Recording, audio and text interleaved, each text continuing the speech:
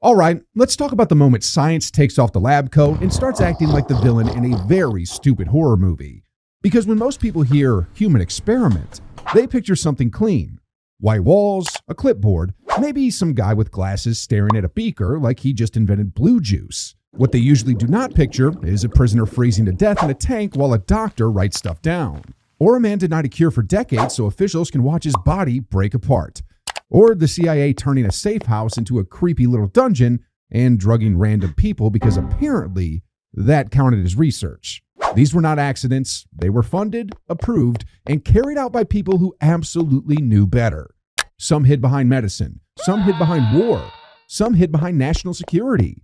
All of them had paperwork. So today we're going through the most dangerous experiments ever done on humans. The kind where science stops helping people and starts acting insane. And somehow, in more than one case, the people behind this garbage did not even get punished properly. Let's start with the Nazis, because if you're making a list of evil freak behavior, these guys are showing up early. During World War II, Nazi doctors in camps like Dachau and Auschwitz used prisoners as test subjects for so-called medical research. Under SS supervision, inmates were dragged into experiments meant to support the German military and Nazi racial ideology. This was never about helping anybody. This was torture dressed up like homework. At Dachau, one major focus was high-altitude testing. German officials wanted to know how pilots might survive at extreme heights. So, prisoners were sealed inside low-pressure chambers that simulated altitudes up to around 68,000 feet, which is not a sentence that should exist. Victims blacked out, convulsed, suffered brain damage, and died. Some had hemorrhages in the brain, some had organ ruptures, others were pushed right to the edge and then dissected afterward so doctors could check the damage. Then came the freezing experiments, because apparently somebody looked at the first torture plan and went, "Cool, do another one." Prisoners were shoved into near ice water or left naked outside in sub-zero temperatures so doctors could measure how long the body could survive the cold. They shook, slowed down, lost consciousness, and died from hypothermia. Some were later re-warmed with methods that were also brutal and often pointless. The goal was not to save them. The goal was to see what happened while they suffered. Another set of experiments forced Roma prisoners to drink only treated seawater. No fresh water, no relief, just salt water and misery until they became so dehydrated they reportedly tried licking freshly mopped floors for moisture. A lot of prisoners died during these experiments. Others were executed afterwards so their bodies could be dissected. And the part that really gets under your skin is how official all of it was. Doctors, notes, procedures, men in uniforms pretending this counted as science. After the war, the doctors' trial exposed these crimes and helped lead to Nuremberg Code, which pushed the basic idea that human beings should probably consent before a doctor starts trying weird stuff on them. Now, if the Nazi experiments were already horrifying, Unit 731 somehow looked at that level of evil and said, "Yeah, let's make it weirder." In occupied Manchuria, the Japanese Imperial Army ran Unit 731 near Harbin as a giant biological warfare and human experimentation center. Thousands of prisoners were used there, mostly Chinese civilians, but also Russians, Koreans, and others, including women and children. Staff refer to the victims as logs because apparently dehumanizing people first makes it easier to do nightmare garbage to them later. Under General Shiro Ishii, prisoners were deliberately infected with plague, anthrax, cholera, and other diseases. Then researchers performed live vivisections without anesthesia to watch the infections destroy the organs in real time. Which is one of those details that sounds fake right up until you remember history is full of freaks with funding. Limbs were amputated and sometimes reattached in unnatural positions. Extremities were frozen solid to study frostbite. Victims were locked in pressure chambers until their eyes bulged or burst. Others were tied down and used to test poison gas, flamethrowers, grenades, and explosives. Very few prisoners survived. This was not a reckless program with some tragic deaths on the side. Death was baked into the whole thing.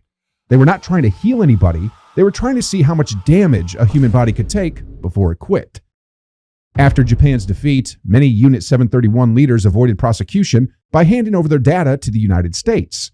So, instead of justice, a bunch of them basically traded mass murder notes for freedom, which is disgusting. Also insane, also real. Now we move to the United States, where the cruelty got less loud and way more bureaucratic. The Tuskegee syphilis study began in 1932 in Macon County, Alabama. The U.S. Public Health Service enrolled 399 black men with syphilis and 201 uninfected controls, most of them poor sharecroppers. The men were told they were being treated for bad blood, which sounds vague because it was vague. That phrase covered up what was really happening. Because they were not being treated, they were being watched. The actual goal was to document what untreated syphilis did over time. So officials found a poor black population, lied to them, and built a study around letting the disease keep moving through their bodies. Blood tests, exams, promises, fake medical concern, the whole rotten setup. Then penicillin became a widely recognized and highly effective cure in the mid-1940s, which should have ended the study right there. But no. Researchers kept it going for decades. They used placebos. They used sham procedures. Even worse, they actively denied the men access to real treatment because the whole study depended on the disease staying untreated. That is important. More than 100 participants are estimated to have died from syphilis or related complications. Some infected their wives. Some children were born with congenital syphilis. The damage kept spreading into families who never agreed to any of this in the first place. And what makes Tuskegee especially vile is how normal it looked from the outside. This was not some secret bunker in the woods. This was public health bureaucracy. Offices, forms, respectable men in ties making awful choices. The study finally ended in 1972 after journalists exposed it. Public outrage helped lead to the Belmont Report and stricter rules on informed consent and federal oversight in human research, which was badly needed because apparently do not lie to people and let them rot for data had not been obvious enough. And if Tuskegee made you think, wow, that is about as low as American public health ethics can go, unfortunately, they found a basement. Between 1946 and 1948, U.S. public health researchers ran sexually transmitted disease experiments in Guatemala involving more than 5,500 people.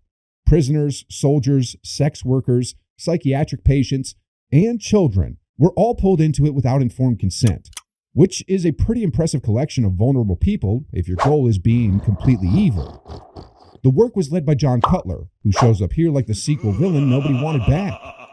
This time, the cruelty was not just withholding treatment.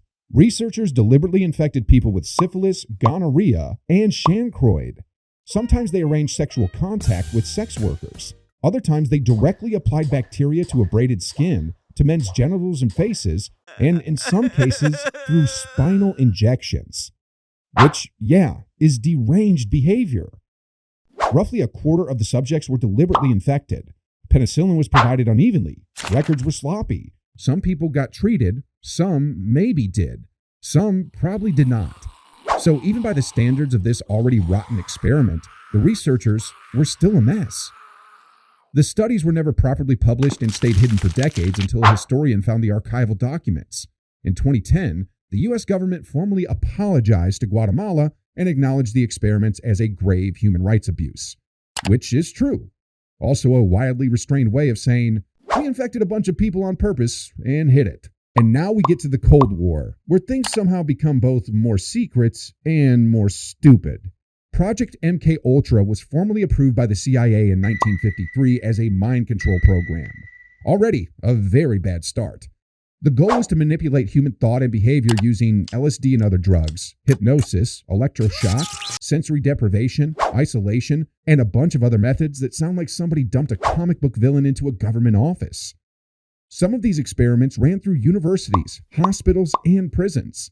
Some subjects knew they were in studies, but not what was actually being done to them. Others had no clue at all. LSD became one of the main tools. People were dosed without informed consent and then observed while their minds came apart. One infamous branch was Operation Midnight Climax, which sounds fake, but no, that was the real name. The CIA paid prostitutes to lure men into safe houses disguised as brothels. Once there, the men's drinks were secretly spiked with LSD while agents watched them through two-way mirrors. Prisoners were used too. Whitey Bulger was given LSD almost daily for over a year after being told the research might help find a cure for schizophrenia and could possibly benefit his sentence. Instead, he got turned into a nervous system piñata for the state. Some victims suffered long-term psychological damage, some died. One of the most famous cases involved Army scientist Frank Olson, who was secretly dosed with LSD at a retreat and fell from a New York hotel window 9 days later. In the 1970s, congressional investigations uncovered fragments of MKUltra after many records had already been destroyed, which, again, is not what innocent people usually do with their files. And that is the ugly little thread running through all of these stories. Different place, different excuse, same basic evil. Somebody in power decides another group of human beings counts less, and once that happens, the rest gets real bad real fast. That is why these cases still matter. Not just because they're shocking, though they are. Not just because they're weird. They matter because every one of these experiments was defended by people with titles, funding, and official reasons. Evil is not always loud. Sometimes it's organized, approved, and wearing a badge. And sometimes, somehow, it still calls itself science.